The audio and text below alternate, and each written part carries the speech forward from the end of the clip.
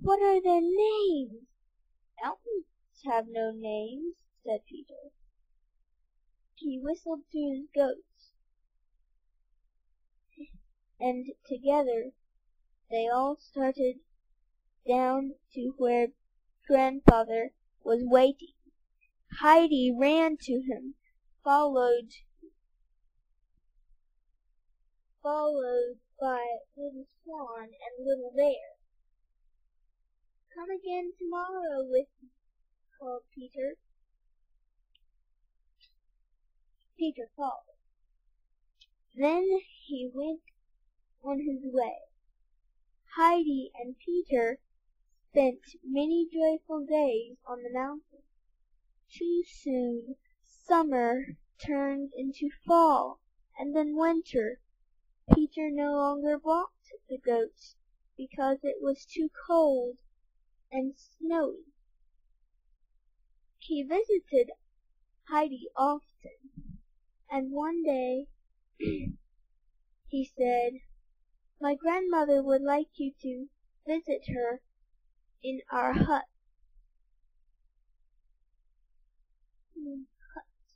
It was a new idea to Heidi that she should visit anybody.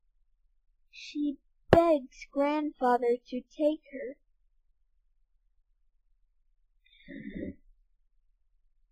The next day Grandfather put Heidi on his sled and wrapped her up warm as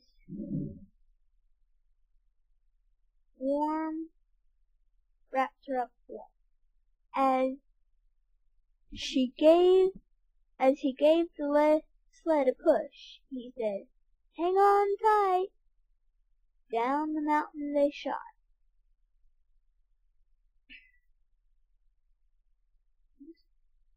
He said, "Hang on tight." Down the mountain they shot, so fast that Heidi thought they were flying. Peter's hut was halfway down the arm. It was old and warm, and when the wind blew, the rotten beams creaked. Peter lived there with his mother and grandmother. When Heidi went inside, she found an old woman spinning yarn in the corner of a tiny dark room. She was sure this was Peter's grandmother, so she went up to the spinning wheel and said, "Hello, grandmother. I have come to visit you." The woman felt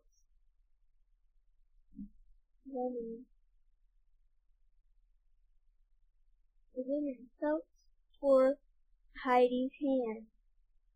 When she found it, she passed her own over it gently and said in a kind voice, "Are you Heidi?"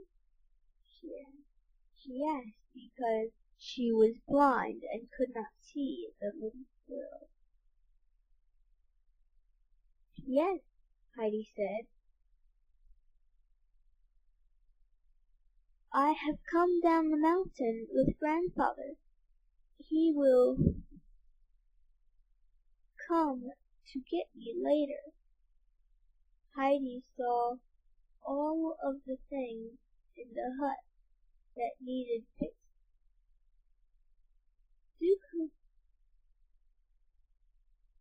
Do you know that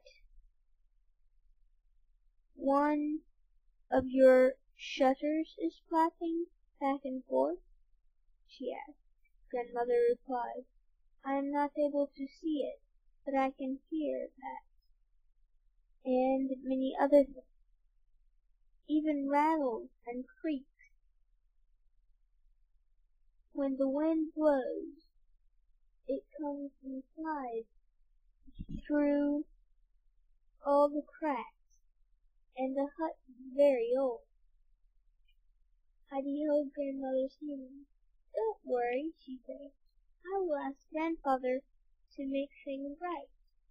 Then she told grandmother about the goats and the mountain, and before Heidi knew it, the sky grew dark, and grandfather came to get her.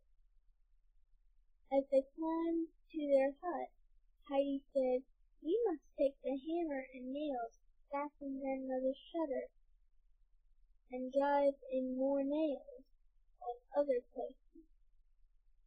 Their house shakes and rattles, and it is cold inside. Tomorrow we must fix it. Theater returns. Heidi and grandfather spent many happy months at Peter's hut. He fixing things, she visiting with grandmother, singing hymns to her, and listening to the Bible stories. Winter passed quickly, and so did the bright, glad summer. As another winter was ending, a visitor arrived on the mountain. Aunt Beata, wearing a fine feather hat and a long trailing skirt. "Heidi looks well," she said to her grandfather. "You have taken good care of her." Grandfather looked at Beata up and down without saying a word. "I have found a wonderful chance for Heidi in Frankfurt," Beata went on.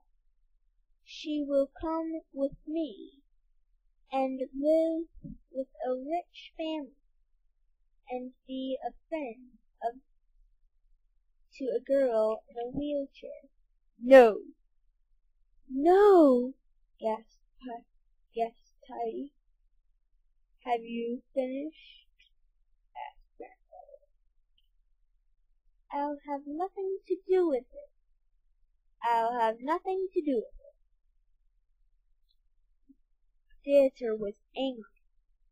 "I was told in Dorfli that you don't send Heidi to school. I care about her education.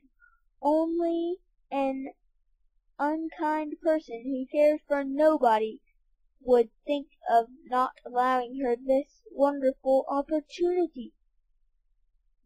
And I'm not going to give in. And everybody in Dorfli is on my side. There is not one person who will not agree with me." "Be silent," thundered Uncle. "You made grandfather very angry," Heidi added. He will soon be just fine," Beatrice replied, as she gathered Heidi's things. "No," Heidi demanded, but Beatrice took her by the hand, and off they went down the mountain. Uncle shouted, "Never let me see you again in your hat and feather." From that day on, Uncle looked as mad as ever. When he came down and passed through Dorothy, he spoke to no one. He went no more to grandmother's house, and the days for the old blind woman. Often she would say, "Our happiness and pleasure have gone with Heidi. The days of